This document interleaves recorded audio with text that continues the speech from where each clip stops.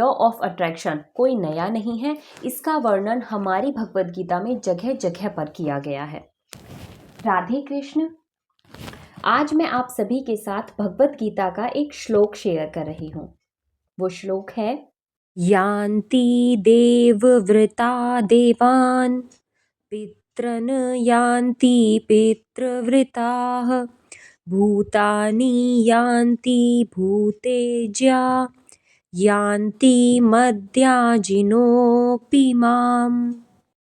इसका अर्थ है, जो देवताओं की पूजा करते हैं वे उन्हीं के बीच जन्म लेंगे, जो पितरों को पूजते हैं वो पितरों के पास जाते हैं, जो भूत प्रेतों की उपासना करते हैं वे उन्हीं के बीच जन्म लेते हैं, और जो मुझे पूजते हैं वो निसंदेह मेरे साथ निवास करते हैं। ये कथन भगवान श्री कृष्ण का है, जिसमें वे साफ साफ बता रहे हैं कि जो व्यक्ति जिसकी पूजा करता है वो उसी के पास जाता है।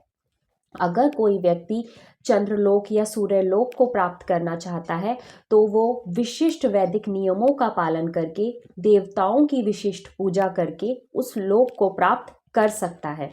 इसी प्रकार से भगवान श्री कृष्ण का शुद्ध भक्त केवल भगवान की भक्ति करके निसंदेह वैकुंठ लोक या कृष्ण लोक को प्राप्त करता है।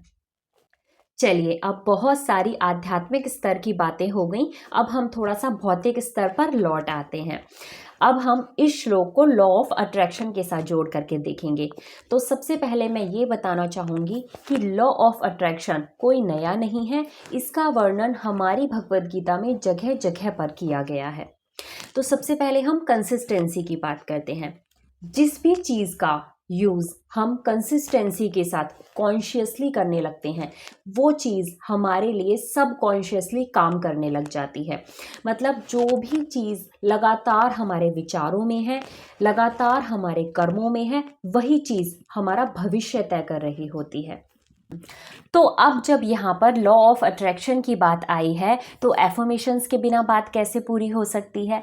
जब भी आप अपनी किसी विश के लिए लॉ ऑफ अट्रैक्शन का यूज़ करते हैं तो आपसे यही कहा जाता है कि आप प्रेजेंट टेंस में पॉजिटिव एफर्मेशंस को बार बार फीलिंग्स के साथ रिपीट कीजिए, जिससे वो सबकॉन्शियसली आपके लिए काम करना स्टार्ट कर देंगे। मतलब आपकी विश खुद ही आपकी लाइफ में आ जाएगी।